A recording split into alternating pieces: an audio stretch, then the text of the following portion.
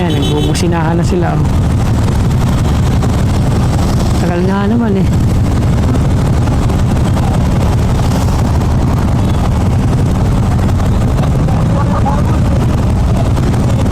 Pwede ka magbasa ng ano. Pwede ka pa manood ng isang video ng vlog.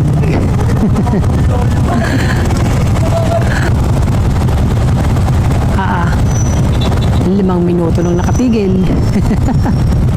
Basta ayoko, nasasagot ka sa akin! May marma! Opo! Malala pa sa stoplight.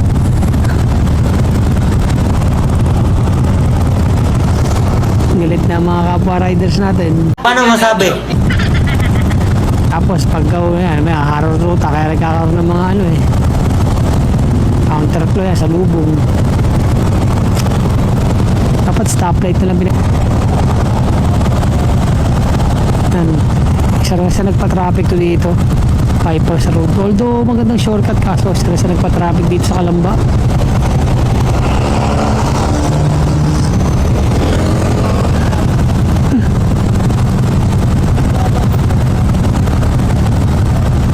Almost 5 minutes na siguro kami rito.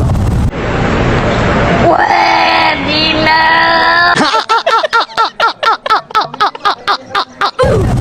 Kung stoplight yan, pagpalagay ng 199 seconds, 3 minutes. Ayan, nagbubusinahan na sila. Oh. Tagal nga naman eh.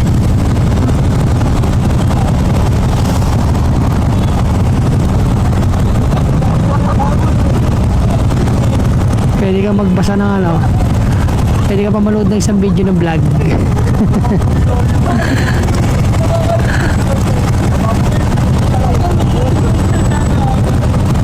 Ibang araw ngayong linggo, marami yata nagsuswimming eh.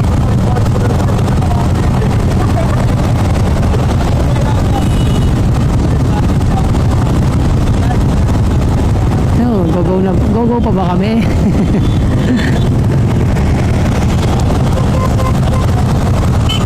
Ayan na, napusina na sila.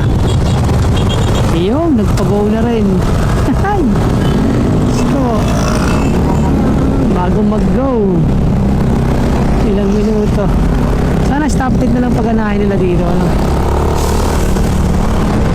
Kasi mas ano pa eh, kasi yung one way mas nagpapatraffic pa talaga. Depende lang kung may ginagawa talagang karsada, ano. Pauwi na tayo ng wall mga karot. Ang bukas pala si Parang rin, yung shoutout kay Parang rin, no?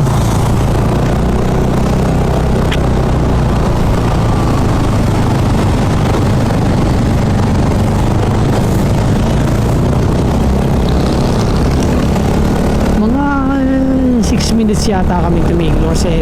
Matagal din yun. Kung sa stoplight 199 seconds, 3 minutes lang sana. Wala namang masyadong traffic. Ba't kaya? Yo, shoutout nga pala sa